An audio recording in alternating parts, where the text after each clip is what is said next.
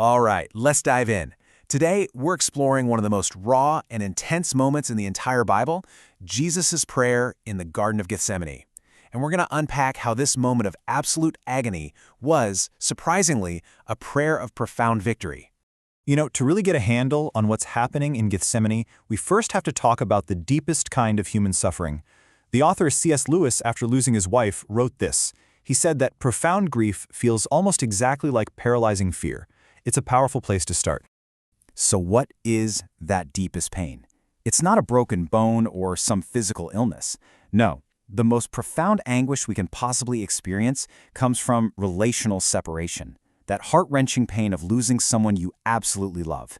Lewis described this feeling with this incredible, almost startling image. He said losing his wife felt like having the other half of his soul literally sawn off, and what's left is a phantom limb, a constant throbbing ache for something that should be there but is just gone.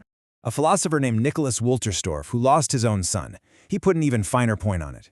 He called it the eternal interruption of dialogue. Think about that. It's the final, crushing silence where there used to be a conversation. It's that unresponsiveness, that silence, that truly breaks your heart. Okay, so with that idea of separation heavy in our minds, let's turn to the Garden of Gethsemane. Because it's here that this theme creates this massive paradox. We see a side of Jesus that seems to completely contradict everything we've known about him up to this point. These are Jesus' own words. This isn't the powerful teacher calming the storm. This is someone in the grip of an agony so intense he feels like it could actually kill him. The original Greek words here paint a picture of shocked horror and deep, deep distress. And this really is the central question, isn't it?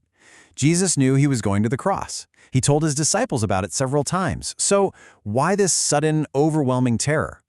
What's so fascinating is that the answer to this one question is the key to understanding not just the cross, but the entire Christian message. The location itself gives us a huge clue. The name Gethsemane literally means oil press. This wasn't just some random garden. It was a place where olives were brought to be crushed under immense weight and pressure to get that precious oil out. And that is a perfect metaphor for what was happening to Jesus' soul. You see, in ancient Israel, this process had different stages. The very first pressing gave the purest, most valuable oil, which was used for the lamp in the holy temple. The second pressing gave oil for anointing kings and priests. The third was used for medicine. And the final, most intense pressing produced an oil that was used to make soap for cleansing. Just like those olives, Jesus was being spiritually pressed to bring forth our salvation. So, what was this agonizing pressure? Jesus actually names it in his prayer.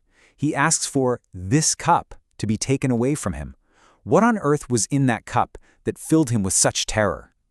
Let's be perfectly clear. It was not the physical pain of the cross. I mean, history is filled with stories of martyrs who faced absolutely horrific deaths with courage and even joy.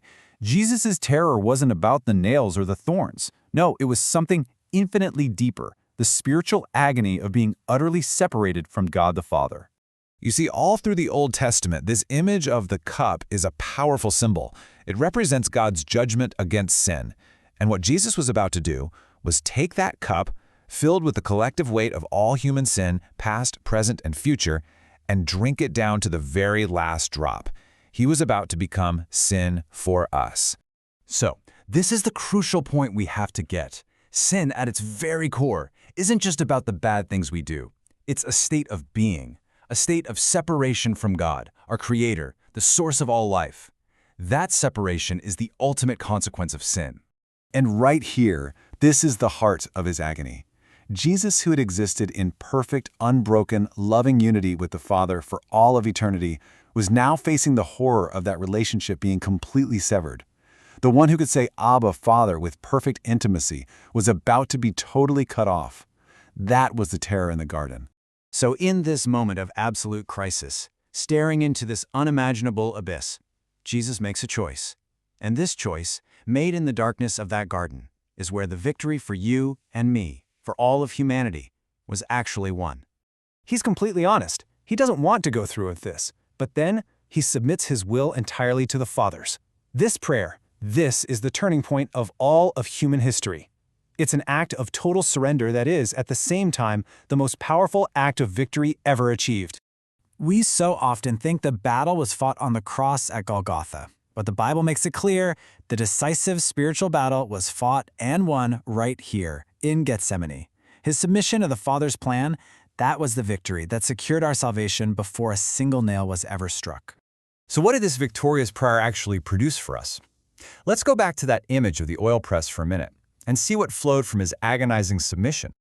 Just like those olives gave 4 distinct kinds of oil, Jesus' prayer produced 4 incredible spiritual outcomes.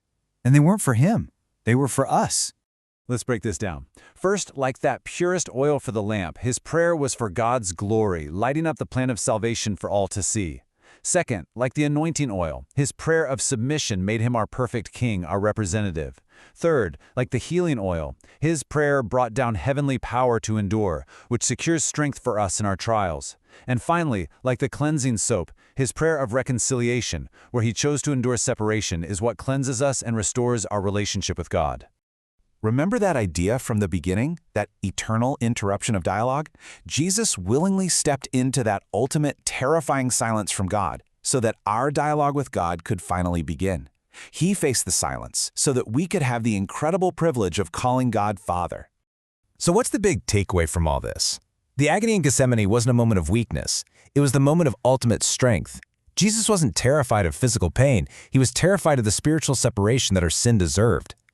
He willingly drank that cup of separation so that we who were cut off could finally and forever be welcomed home.